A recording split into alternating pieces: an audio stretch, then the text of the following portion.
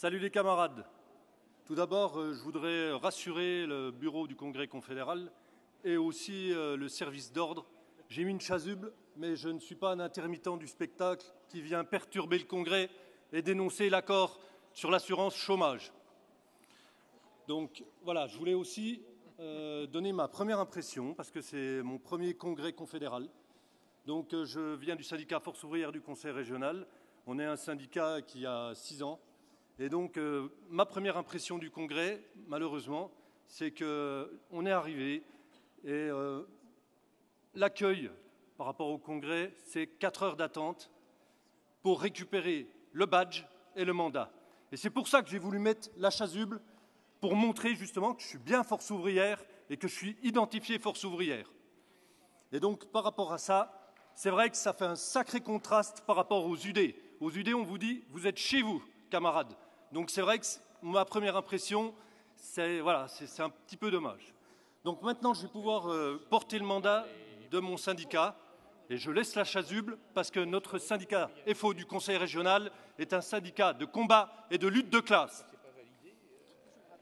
Vous avez le salut fraternel du syndicat Force ouvrière du Conseil régional de Franche-Comté.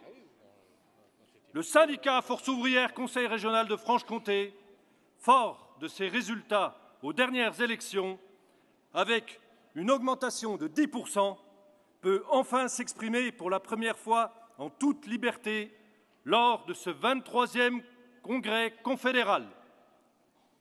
Je suis mandaté par mon syndicat pour faire le bilan de ce rapport d'activité.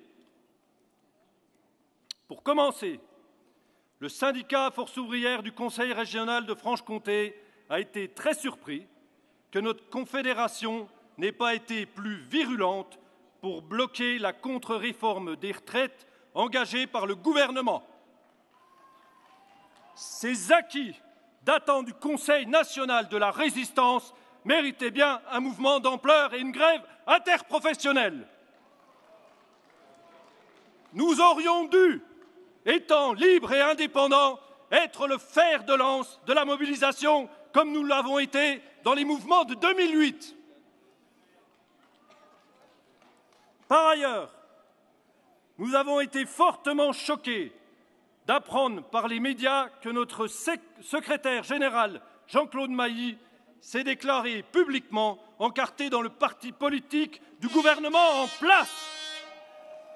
Ce qui nous interroge sur le respect de la charte d'Amiens, valeur fondamentale de Force ouvrière, ce qui pourrait expliquer le manque de virulence et d'initiative de la part du bureau confédéral. En tant que région pilote, nous regrettons le manque de soutien de notre confédération lors de notre combat contre le plan lycée, qui prévoit pour la première fois la fermeture de nombreux établissements d'enseignement professionnel pour des raisons purement budgétaires. Aujourd'hui, nous demandons que le Congrès se positionne clairement contre la fusion des régions, comme le bureau confédéral aurait dû le faire depuis bien longtemps. Fusion qui a pour but de supprimer des postes, de faire des économies sur le dos des agents et de détruire la République et les services publics de proximité. Notre syndicat va être fortement impacté par cette fusion des régions, car malheureusement, au Conseil régional de Bourgogne, FO est totalement absent. C'est une responsabilité de notre fédération et nous sommes bien malheureux d'apprendre qu'il n'y a absolument pas de force ouvrière au niveau du Conseil régional de Bourgogne. On est passé de la 4e à la 2e place et maintenant il va falloir retravailler sur le terrain. Donc on exige de la fédération qu'elle prenne ses responsabilités. L'heure n'est plus au constat d'échec et aux déclarations d'intention.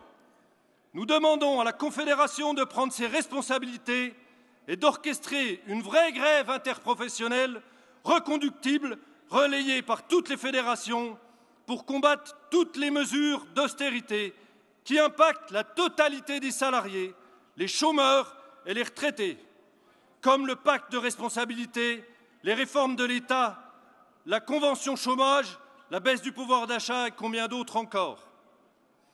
Camarades, stoppons la marche en avant de la destruction de nos acquis.